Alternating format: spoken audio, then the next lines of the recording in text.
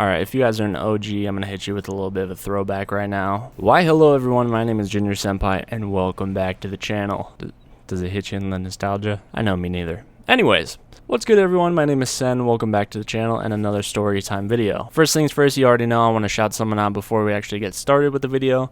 I'm going to be shouting out my dude Vince. You can check out his art account on Instagram at vandal_pandas. I've known this guy forever and he just keeps getting better and better. Keeps improving his art, keeps honing his craft. On his Instagram, he does have a link to his Twitch as well. I'm not sure actually how much he streams, but go check him out, show him some love. You already know. And if you do want to try to get a commission from him, send him a DM. So anyways, in the last story time I talked about how I kinda got this dude Greg fired. But now I'm going to tell you about a time where I lost my job, or so I thought. Once again, this story is about the last job that I had. And this is some time ago now. It was kind of at the beginning stages of working there. Maybe one day I'll tell you the actual name of the place, but for now it's going to be unnamed. As I said a number of times, this job was pretty damn chill, especially when I first started. When I did start out, I was night shift. You would clock in from what I could remember either 5 or 6 p.m. and you'd get done at 4:30 a.m. For a while I actually really liked this schedule. Something about getting done with work and no cars around or nobody being awake was extremely peaceful, and I lived with my parents at the time, so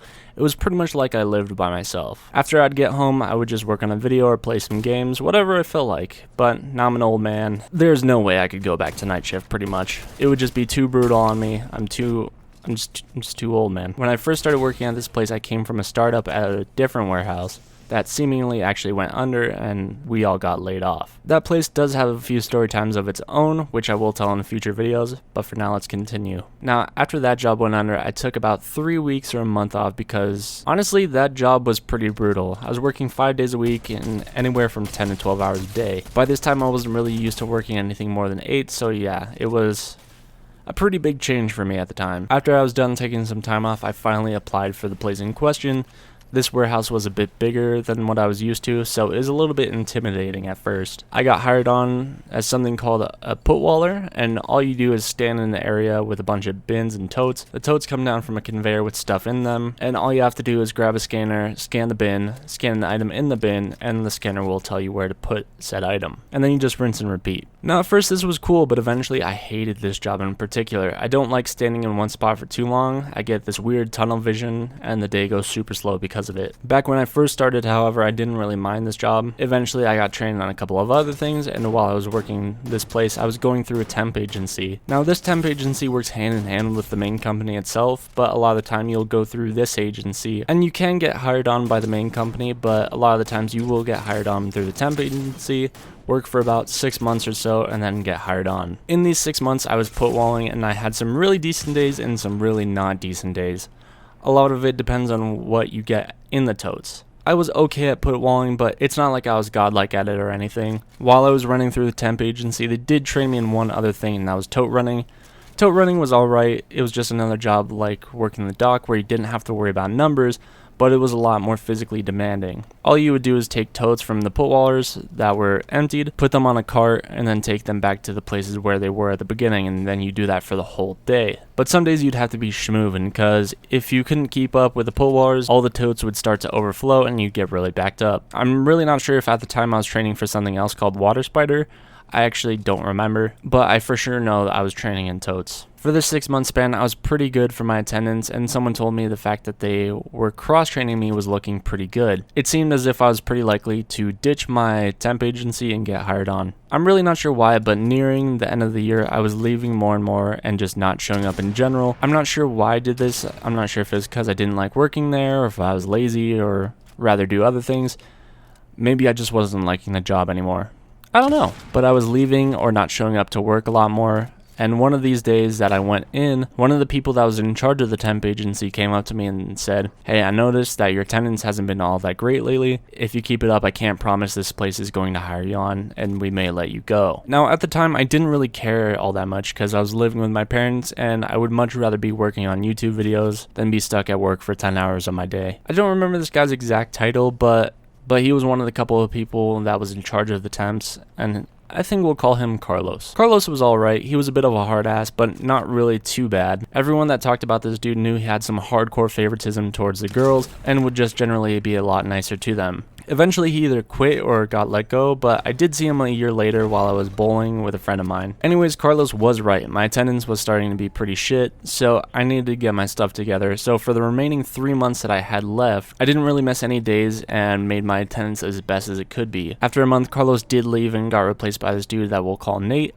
Nate was a super chill bro. We always talked about skating or drinking. He told me a couple stories about how he'd get super baked, and he would just sit at his desk playing with his fingerboard all day. He was actually pretty good too. He did tell me he actually knew one of the people from Black River Fingerboards, and he actually gave me one of his spares that I still have to this day. This is a really nice fingerboard. Moving on, like I said, I worked the last 3 months straight, no problem with my attendance. If they wanted me to stay a little later, I would do it. I was trying super hard at my job too. And finally, it had been about 6 or 7 months at this point, and the day I was actually going in, I'm pretty sure it was a Wednesday. My schedule back then was Monday through Thursday, 10-hour shifts, so my week was almost over. I had some food before I left, essentially an early dinner, and I drove off in my old 2003 Mazda 6, and damn, I miss that car. Rest in peace. But I drove off listening to some Linkin Park as I always did to get me pumped up for the day. I make it into the parking lot, and I always park near the exit. I don't know why I do that, I just do that. I climb up the stairs, open the front door, go to the turnstiles, and I scan my badge, and they wouldn't move.